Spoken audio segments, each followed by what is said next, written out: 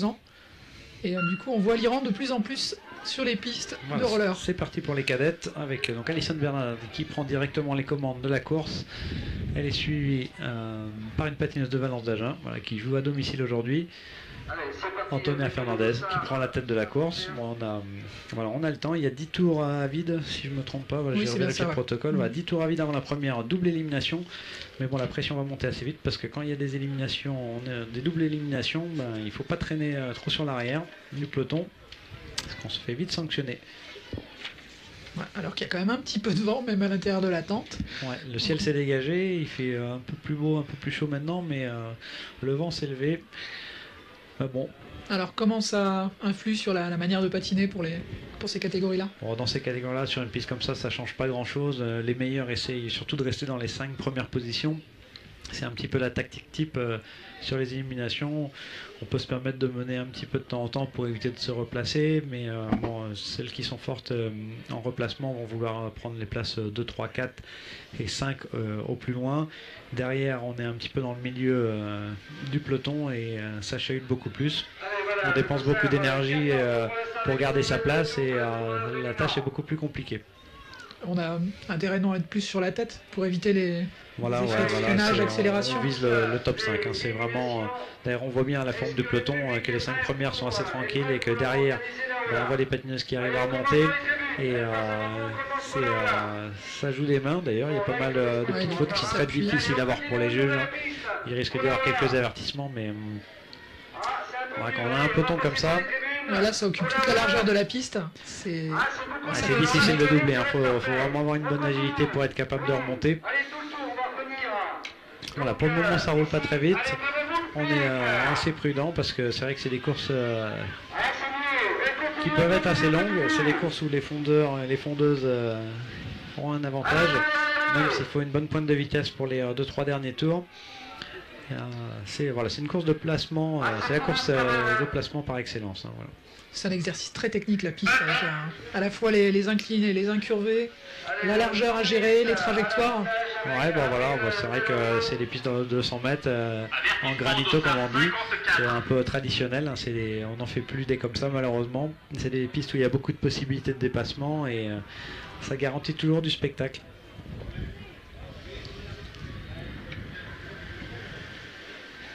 Alors pour le moment, on a la patineuse espagnole Abril Del Rio avec le dossard 38 qui mène le train. Elle a décidé de prendre le commandement pour pas avoir trop de replacements à faire. Et forcément, quand je dis ça, il y en a 2-3 qui viennent la doubler. C'est classique. Le peloton est un petit peu plus dense que tout à l'heure. Ça chahute en tête. Ça remonte par l'intérieur. Avec le club local toujours bien placé, là elle va jamais très loin de la tête.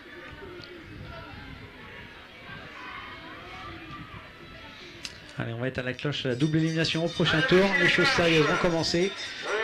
Déjà un peloton qui prend toute la largeur de la piste à l'arrière, ça va commencer à stresser et s'inquiéter. On va avoir 2 patineuses qui vont malheureusement être éliminées au prochain passage sur la ligne. Avec toujours Abril Del Rio en tête. Parfois c'est une bonne tactique comme ça de vouloir se mettre devant.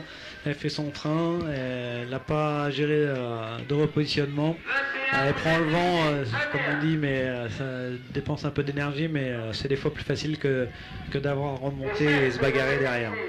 Alison Bernardi qui est bien calée derrière elle.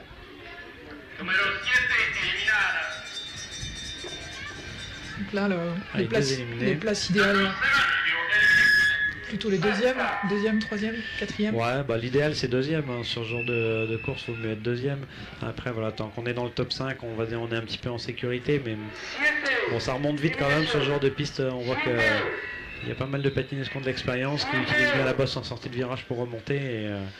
Et pour le moment, il y a beaucoup de changements de position. Marine Balanan qui a fait un bref passage en tête pour Gap Roller Course et qui vite s'est retrouvée remontée par l'Espagnol, qui a l'air de vouloir imposer sa marque et son rythme.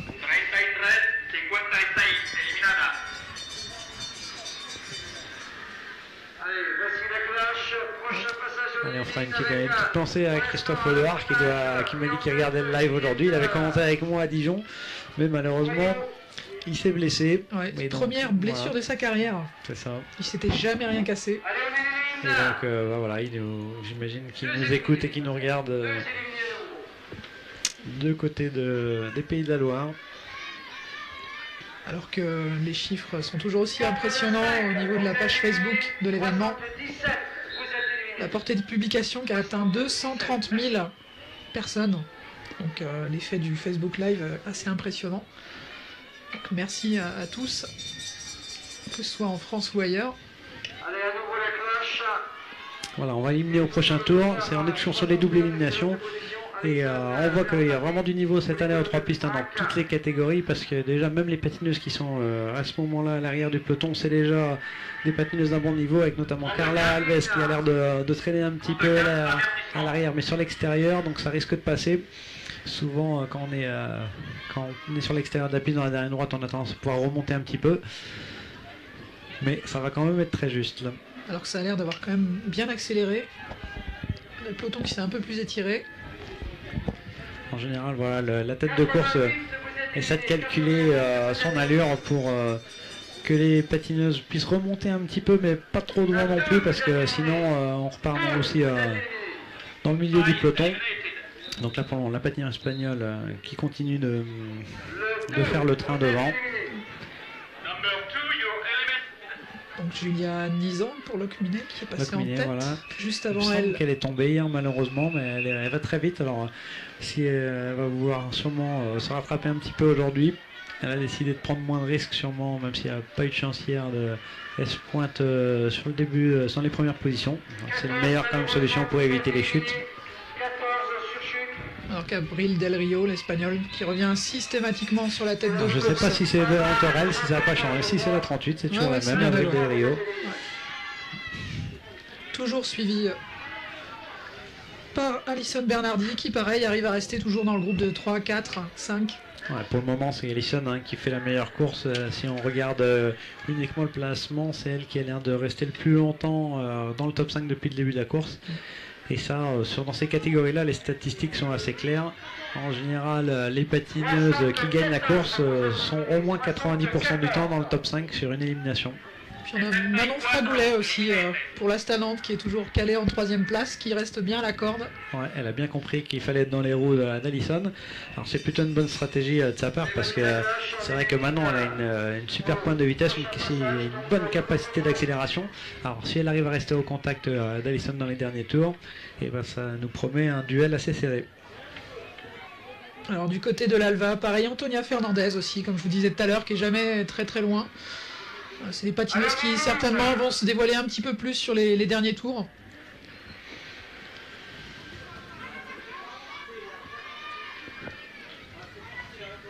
Antonia qui a plutôt des qualités de sprinteuse, mais pour le moment elle maîtrise bien l'exercice de placement, elle est sur sa piste, donc elle a les bons automatismes, ça risque de bien l'aider aujourd'hui. Et si elle arrive à rester dans les 5 dernières patineuses à la fin de cette élimination, elle risque de poser des problèmes à pas mal d'autres concurrentes, parce qu'elle peut aller très très vite. C'est une piste que tu as déjà roulée toi à titre personnel. Ah oui, il y a quelques années, j'ai fait quelques tours sur cette piste. On a eu un championnat du monde en 2001 à Valence d'Agen, donc ça fait déjà quelques années, mais du coup on avait quasiment une semaine de stage par mois sur cette piste, donc c'était un peu comme notre deuxième maison, on la connaît par cœur cette piste. Qu'est-ce qu'il y a comme caractéristique particulière à cette piste? C'est une piste incurvée ou avec une incurvée qui va très haut, donc quand on va aller dans les derniers tours de course, en général dans les catégories comme les juniors ou les seniors, on doit prendre l'incurvée systématiquement, et là il n'y a pas de mystère, il faut être capable de rester sur le haut de la piste, parce que plus on va vite, plus il faut rouler sur l'extérieur et en haut. Et après, c'est une piste qui est après assez quand même facile, parce qu'elle est très bien conçue, elle est rapide, il y a très peu de bosses, donc elle est très agréable à patiner. Et elle tient bien dans le temps, il y a toujours quelques petites réparations, on voit qu'elle est bien entretenue aussi. Là, on va revenir sur la course. Oula, ça commence à être serré, parce que dans les dernières places, on a un peloton qui est avec 4 patineuses de front. Ça doit être très difficile pour les juges de déterminer les éliminer. Heureusement, il y a la photo finish.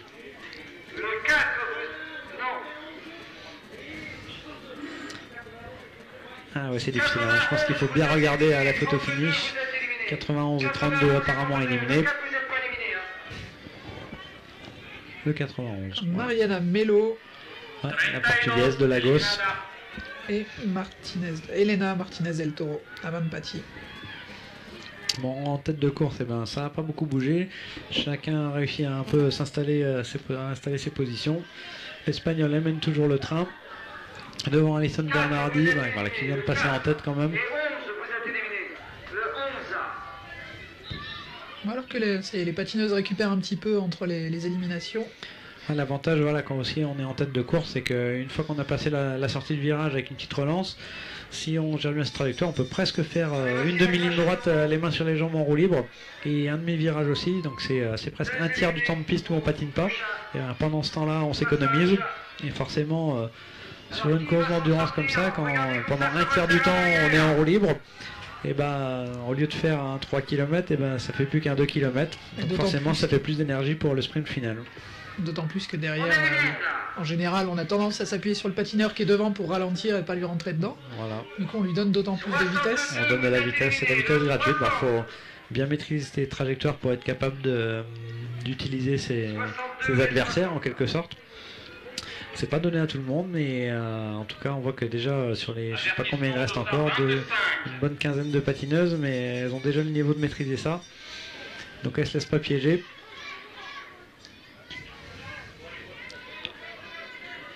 Ouais, alors que ça remonte beaucoup par l'intérieur. Ouais, là on voit que déjà ça devient un petit peu plus nerveux, il y a des accélérations. On n'attend pas forcément le dernier demi-tour pour se replacer. On élimine, attention. Voilà, quasiment 4 patineuses de front sur les éliminations, c'est vraiment chaud. Là, la photo finish va chauffer aujourd'hui, comme par tradition à Valence d'Agen. On a toutes les courses à élimination jusqu'à la fin de l'après-midi. Déjà les cadettes nous font le spectacle. Alors, je vous raconte pas pour les seniors dames et seniors hommes tout à l'heure. Ça va être très spectaculaire. Alors qu'on a quelques patineuses qui commencent à être un petit peu à la peine derrière, qui nous montrent que la vitesse accélère au fur et à mesure.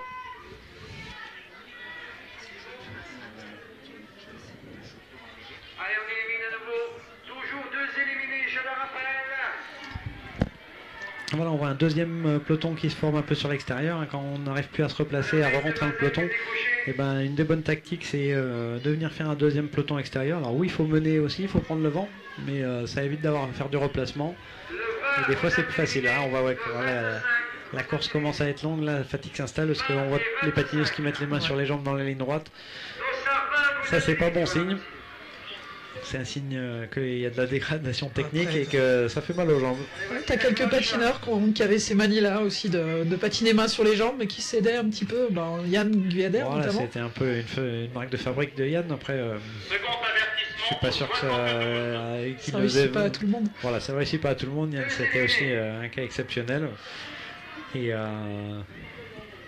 il le faisait pas systématiquement non plus, mais c'est vrai que c'était assez caractéristique de son style. Alors, Yann qui travaille maintenant chez Rollerblade, dans une grande marque de roller. Voilà, il travaille sur Rollerblade, mais il fait encore quelques marathons. Ouais, on le verra certainement cette année sur quelques grandes dates, notamment Berlin, j'imagine. Berlin, ouais, peut-être même Rennes. On peut s'imaginer que Rennes ou Dijon, qui sont parmi aussi les plus grands marathons du monde. C'est 2 marathons de la Coupe du Monde. On risque d'avoir ce style de patineur sur ces courses-là. Mais pour le moment, c'est la saison de la piste avec les 5 Europa Cup qui s'enchaînent. Et on avait une manche à Lagos au Portugal la semaine dernière, c'est les 3 pistes ce week-end. Et ensuite il y aura une petite série un peu plus nordique avec l'Allemagne et la Hollande. Ouais, Gross-Guerau, Geisingen. Ouais, Geisingen, Gross-Guerau et R2 en Hollande. Alors, on arrive dans le vif du sujet avec les cadettes. Encore 5 ou 6 patineuses à éliminer, ça devient vraiment compliqué. Et puis la patineuse qui avait décidé de tout mener depuis le début, Abril Del Rio, elle revient encore par l'extérieur. Elle fait beaucoup de travail. Ouais, elle fait beaucoup de travail, mais pour le moment ça paye parce qu'elle est encore là. Elle revient se placer devant. Ouais, derrière, on voit Amanda qui a l'air un petit peu en difficulté. Elle est plutôt sprinteuse, elle a fait des bonnes performances sur les 1000 mètres et sur les 500 mètres hier, mais là, sur les courses de fond, c'est un petit peu plus compliqué pour le moment, mais elle avait déjà fait une bonne place, c'est quasiment un top 10 pour elle. 73, vous êtes éliminé. Voilà, bravo en tout cas. C'est pas forcément facile de pouvoir faire la vitesse et les fonds, mais dans ces catégories-là, en cadette, on voit les meilleures qui sont quand même assez complètes, qui peuvent tenir la distance et aller très vite. L'Espagnol qui fait quand même un petit peu le yo-yo. Ouais, on retrouve à nouveau à l'arrière. Physiquement, elle doit accuser le coup. Elle revient se placer en milieu de peloton. Mais elle pourrait vite se retrouver enfermée à la corde là et puis avoir des difficultés à doubler. Mais elle remonte quand même, elle relance systématiquement. Et on sent qu'au niveau technique, elle commence à fatiguer. Voilà, ça devient un peu plus compliqué. On a presque 2 Espagnols à l'arrière. Elle arrive à se replacer à l'arrache, mais c'est un peu compliqué. juste. Je pense que cette fois-ci, alors sur l'élimination, ça se joue sur le patin arrière. Il ne faut pas lancer le pied quand on est aux éliminations. Voilà, 38 elle est éliminée. Ouais. On peut la féliciter quand même parce qu'elle a fait un bon bout de chemin en tête de course. Et ça a bien facilité la tâche à Alison Bernardi, qui a trouvé une autre compère pour mener la danse. Et elle reste bien calée en 2e place. Pour le moment, elle fait la course parfaite. Je ne serais pas surpris de l'avoir lancé le sprint d'ici quelques tours. Elle est toujours derrière elle, Marine Balanan, du Gap Roller Course, qui on n'a pas trop vu depuis le départ, mais qui est jamais très loin non plus. Elle a bien progressé ces dernières années aussi. Pour lui, il reste encore 4 éliminés pour cette course. Pauline Ballanger, aussi bien placée aux avant-postes pour Bouguenais. C'est pas forcément facile de les reconnaître, ces patineuses, parce qu'elles n'ont pas toutes leurs combines de club sur cette compétition. Des fois quelques combines de sponsors, alors ça ne facilite pas la tâche. Les sponsors de plus en plus tôt. Ouais. Bon, faut pas oublier tout le travail des clubs derrière, c'est aussi eux qui forment les patineurs, qui leur fournissent des entraîneurs au quotidien. Et pour moi, Alison, voilà, qui a l'air de ne pas vouloir prendre trop de risques, qui mène la danse maintenant. C'est sûr, quand il reste 3 éliminations, il me semble. Elles doivent terminer à 5, donc 3 éliminations, ça devient très dur. Allez, une patineuse espagnole apparemment qui va se faire éliminer. Je crois que c'est la Dossard 34. 34, on l'applaudit. Voilà, 34 éliminés. Alors qu'on a... Et Antonia qui se remet devant, elle a bien compris. Elle est les sprinteuses, il sait qu'il ne faut pas relancer de derrière. Donc elle prend le commandement, peut-être que ça va lui permettre dans le final. Ce qui serait une super performance. Une petite salutation à tous les Colombiens qui sont très actifs sur les réseaux sociaux. On voit des drapeaux qui fleurissent dans les commentaires. Et Michael Mesval, voilà. que tu connais. Voilà, salut Michael. Les anciens de chez Salomon. Ouais, mais qui est un ancien patineur d'équipe Salomon, qui a fait d'excellentes performances sur les marathons et aussi sur les 3 pistes. Qui patine toujours d'ailleurs, il me semble. J'ai entendu dire qu'on l'a vu à l'entraînement récemment. Peut-être qu'il s'entraîne pour faire quelques courses de 6 heures ou pourquoi pas les 24 heures du Mans, qui sait. Il fait partie de l'équipe de Levallois pendant un bon moment, qui a été l'équipe qui a remporté au moins à 7 reprises. Je ne veux pas dire de bêtises, mais ça doit être dans ces eaux-là. Il doit être en plus de cette équipe-là, il a remporté plusieurs fois les 24 heures du Mans sans aucun doute. En tout cas, il suit les 3 pistes. Allez, dernière élimination sur la ligne. Dans 150 mètres, encore une éliminée et après, on partira pour le sprint final. Et on voit que les Françaises sont quand même en force. Il ne reste plus qu'une patineuse espagnole ou colombienne. Je crois que c'est une espagnole quand même. Là, on a 4 Françaises aux 4 premières places pour le moment. Et 54, c'est Antonia qui se fait éliminer. Elle a quand même bien résisté pour une sprint. C'est comme Amanda, elles ont été courageuses et elles montrent qu'elles ont bien travaillé cet hiver parce que pour être en fin d'élimination, c'est balèze. Et là, pour le moment, on a 3 patineuses qui ont l'air d'avoir encore un peu de fraîcheur. Une patineuse espagnole qui a 2-3 longueurs de retard et qui a l'air déjà de souffrir. Et la 5e, il n'y a plus beaucoup de jus pour le moment. Ça va pas tarder à démarrer, c'est la clocherine. Il reste 300 mètres. On arrive aux 300 mètres. Et c'est Manon qui a décidé de changer de tactique par rapport à elle. Elle prend la tête avec Marine qui prend la 2e position. Et Alison qui a l'air piégée sur l'extérieur. Elle ne peut pas doubler pour le moment. Il reste 200 mètres. Ça va être très très compliqué de doubler. Et ça chahute un peu dans le virage. Manon qui se cogne les patins, ce qui donne une bonne opportunité pour Alison Bernardi de revenir sur l'intérieur. Escale derrière la patineuse, je dirais espagnole, avec le Dossard 36. C'est espagnol-colombienne. Je ne peux pas dire, un lancer de patin. Alors là, ouais, on va attendre la photo finish parce que Alison, elle est revenue de très loin. Elle était quand même 4e à la cloche et elle vient en lancer de patin pour jouer la gagne. Une élimination qui avait l'air très dure. On voit qu'il y a de la fatigue sur les visages de tout le monde.